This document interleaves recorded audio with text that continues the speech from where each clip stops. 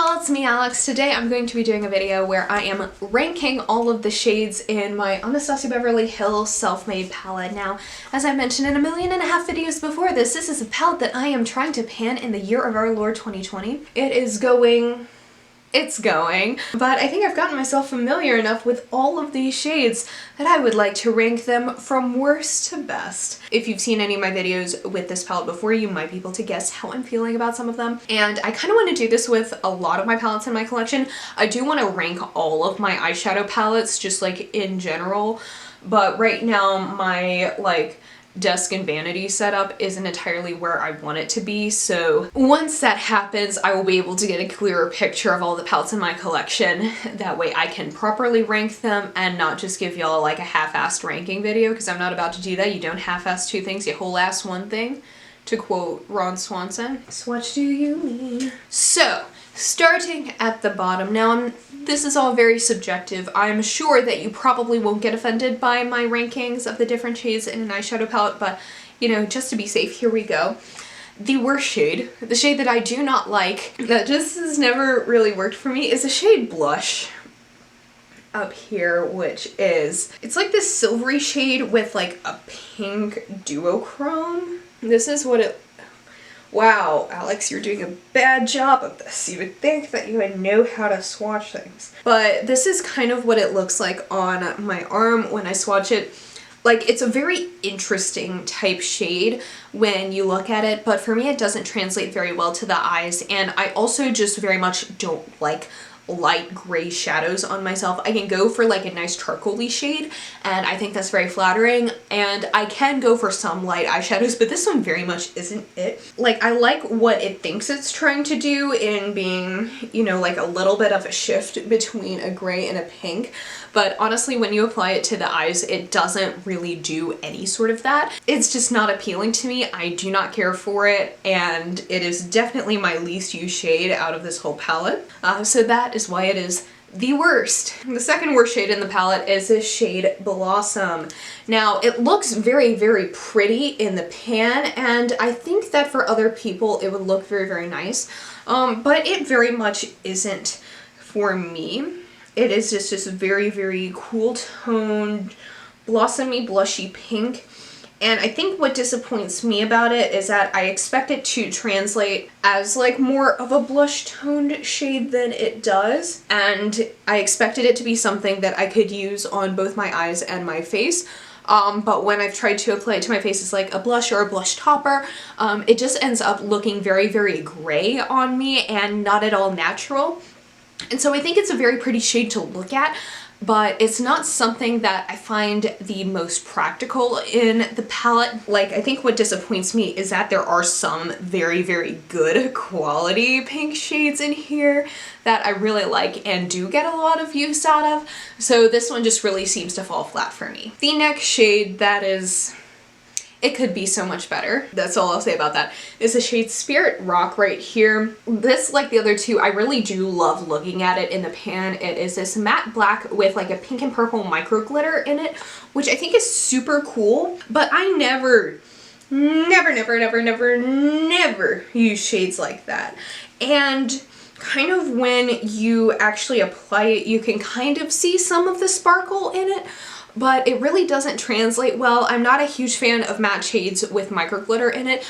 I can kind of use this to deepen up an outer corner, but other than that, I really don't have any use for this shade in the palette at all. I used it to kind of like deepen up my lash line today, but other than that, it's really like, I guess I could kind of do a Bucky Barnes smoky eye, you know, with it, but that's really not the style of makeup that I do anymore, and I think it's so, like, it's objectively such a cool shade. Like, when you look at it, you're like, oh, that's really cool, it's really fun, but when you actually go in to use it, to me, I don't get that much inspiration with it, and that makes me really sad because I, like, love looking at it. I think it's super cool. You know, it basically just translates into a matte black on the eyes where if you turn just right, you might be able to see a glitter singular, and I don't like that. It makes me sad. Like, I wish that like, you know, it had like a black base and had a more metallic pink and purple shift to it, almost like a duochrome. But I also know that when this palette was made in 2015, that really wasn't like the big thing in shadows.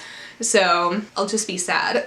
The next most disappointing shade is a shade Ila here. Ila? I don't know how to pronounce it. This kind of greeny aqua shade. I think what disappoints me is that I expect this shade to pop so much more when I apply it to my eyes. It looks very nice in the pan and it swatches beautifully. Well, not as beautifully as it used to, because this palette is 5 years old. When I apply it to my eyes, I feel like maybe it's just my expectation with some of the other like light minty shades that I regularly use, but I expect this to be a bit more like white based. I always expect this, like when I try and put it in my inner corner, I kind of go into it thinking that it's gonna look like some of the white duochrome shades from the KVD Alchemist palette, you know what I mean?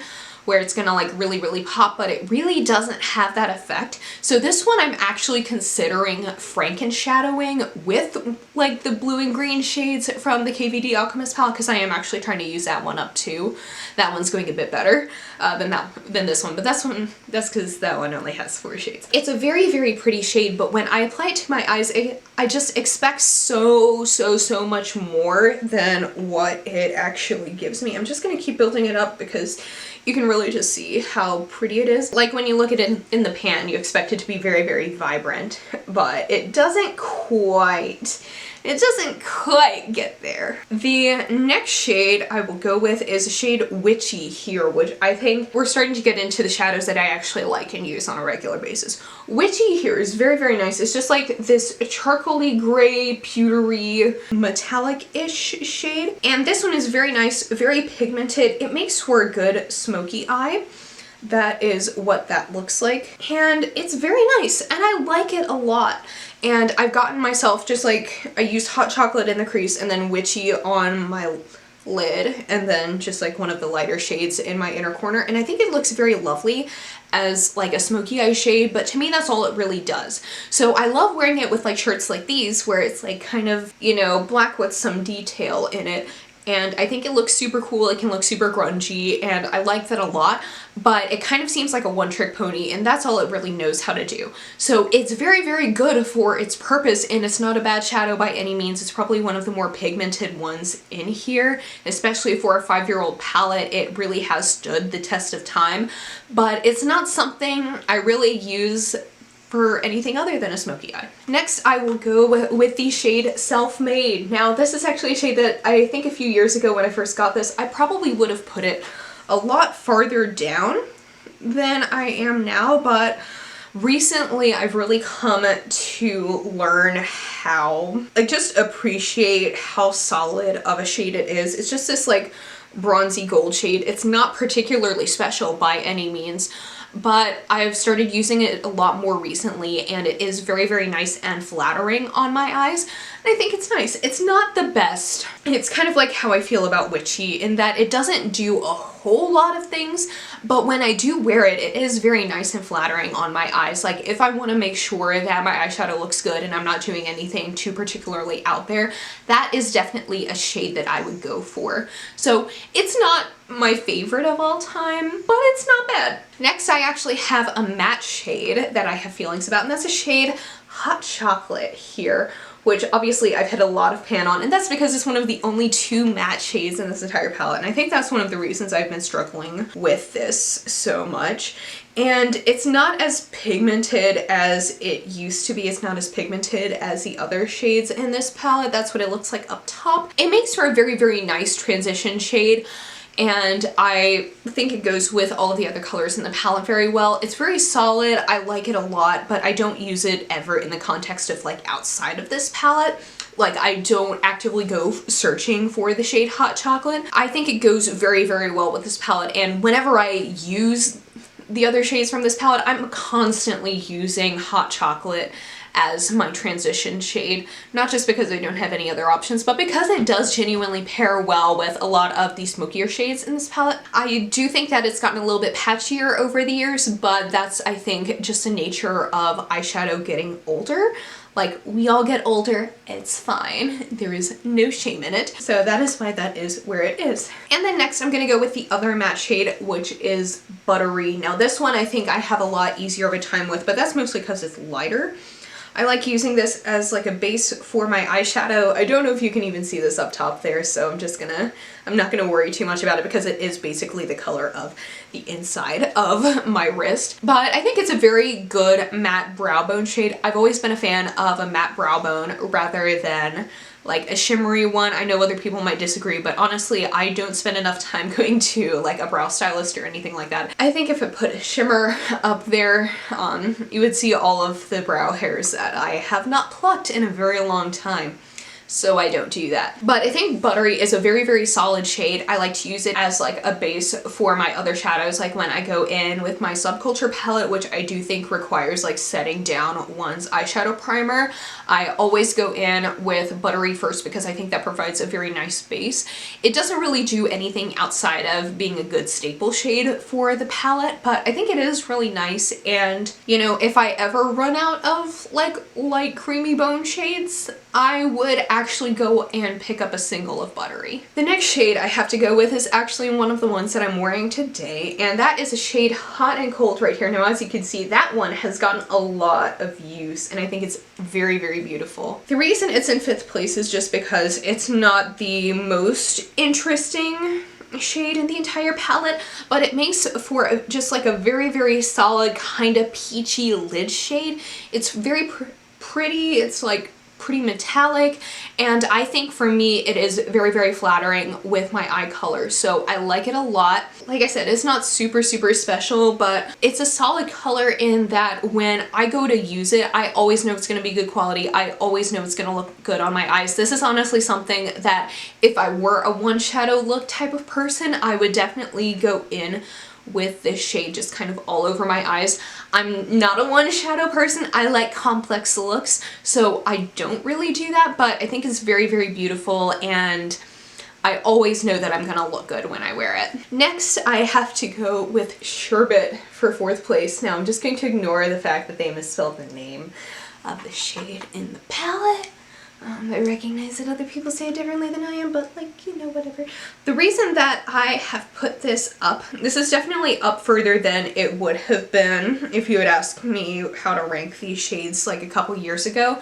And that's because I've discovered that this shade makes a very beautiful blush in addition to eyeshadow. I think as far as eyeshadow goes, this one and Hot and Cold on the lids can basically be used interchangeably. Like, you can definitely see a tonal difference when they are swatched, but when you put them on the eyes, they're basically going to give you the same effect. Where they really, really differ is the ability to use Sherbet as a blush. Sadly, I didn't think to use that as a blush for my look today, but I think that this is just like gorgeous and fun, and it is very like nice and flattering and peachy and a little bit shimmery. You can also use this as like a transition shade because it's not like one of the more metallic shades out of this palette. So it is a very, very versatile. I used a combination of Sherbet and Hot Chocolate in my crease today, so that way it could be a little bit like less intense than if it was just Hot Chocolate. Honestly, once I discovered that Sherbet could be used as a blush, it was just like game changer for me. Fabulous, love it. Top four time. Okay.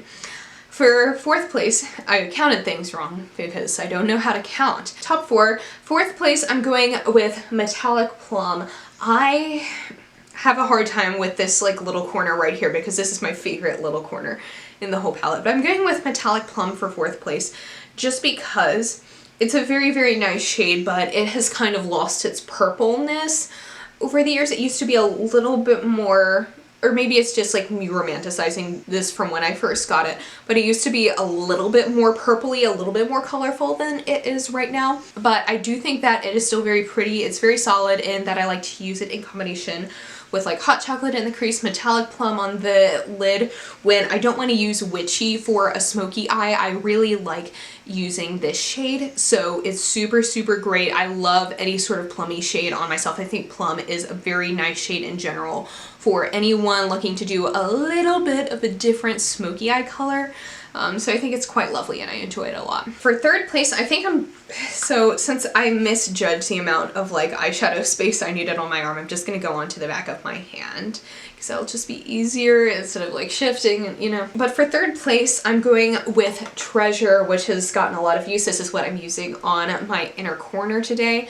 I think that this is just such a lovely shade. I love it as my inner corner highlight, obviously. Like whenever I use this palette, this is basically always my inner corner highlight. But I've also discovered in terms, like, you know how I was talking about Sherbet being a multi-use shadow? This one makes a very nice face highlight.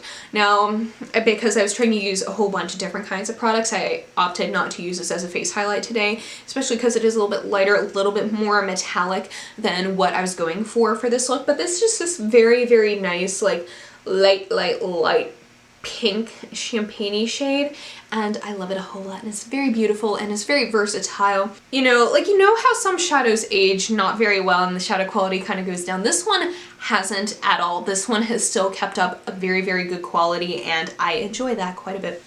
Now it's down to the top two right here.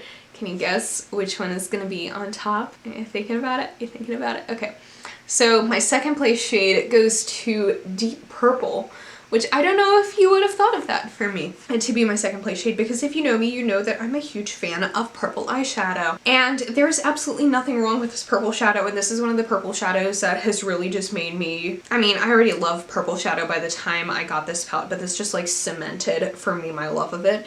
And you would expect that this one would have like not been super good quality because it was made in like 2015. Purple shadows are very difficult to formulate, especially from bigger brands. Sephora brands always seem to have trouble like formulating purple shadows because they're just basic, you know? But looking at this one, fabulous, stunning, gorgeous, I love it. Talented, brilliant, incredible, amazing, show-stopping, spectacular.